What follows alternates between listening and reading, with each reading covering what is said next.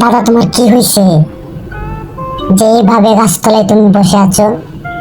তুমি আমার কাছে বলো কি হয়েছে তোমার? তুমি এভাবে রাগ করছো কেন? তোমাকে কি দাদি মারছে? মারলে আমার কাছে বলো। দাদা তুমি কথা বলো দাদা, তুমি এমন করতেছো কেন দাদা? বলো আমার কাছে তুমি। দাদা বলো তুমি আমার কাছে। নাতিন, তুই শুধু শুধু পাগলামি করতেছস। তোর দাদি আমাকে মারে না।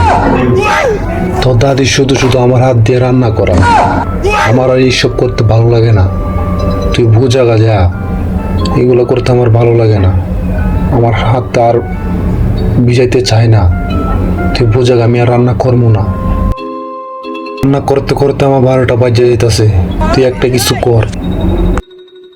আচ্ছা ঠিক আছে দাদা, তুমি আমার সাথে চলো।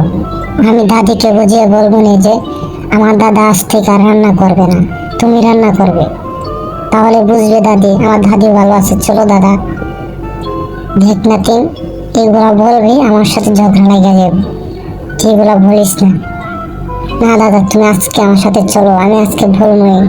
তুমি আসো আমার সাথে, তুমি এমনটা করো না। আমি আজকে দাদিকে বলবো, দাদি আজ থেকে রান্না করবে, তুমি আজ থেকে আর রান্না করবে না। এখন আইসিস তুই নাতি, তো দাদিকে তুই বোঝা। কিভাবে বোঝাবি? তুই বোঝা যে দাদা আর রান্না করবে না। তুই বোঝা সুন্দর মতো, তুই বোঝা আমার আর রান্না করতে ভালো লাগে না। তো দাদিকে বোঝা। দেখ তো দাদি কিভাবে তাকায় আছে তোর উপর। তুই কেন আমাকে আনলি আর কেন আমি তোর কাছে বললাম? তুই সুন্দরভাবে বোঝায় বল। তোমরা এইভাবে ঝগড়া করো না। তোমাদেরকে আমি অনেক ভালোবাসি, তোমরা কেন এমন করো? তোমরা এমন করলে আমার ভালো লাগে না। দাদি শোনো, তোমাকে বিয়ে করার পর থেকে আমার দাদা রান্না করে। কেন তোমাকে কি বিয়ে করেনি আমার দাদা? আজ থেকে তুমি রান্না করবে। তুই তোর দাদিকে বোঝা আমি কি করছি। আমি বলছি আমি আর রান্না করতে পারবো না। তো দাদিকে তুই বুঝিয়ে তুই আমার আর রান্না করতে ভালো লাগে না। দেখ নাতি, তুই বোঝা।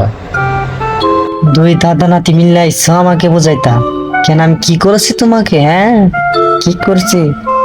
তুমি রান্না করবা, আর কে করবো না, তুমি রান্না করবা। কিভাবে মাতবরগিরি করতে আইছি?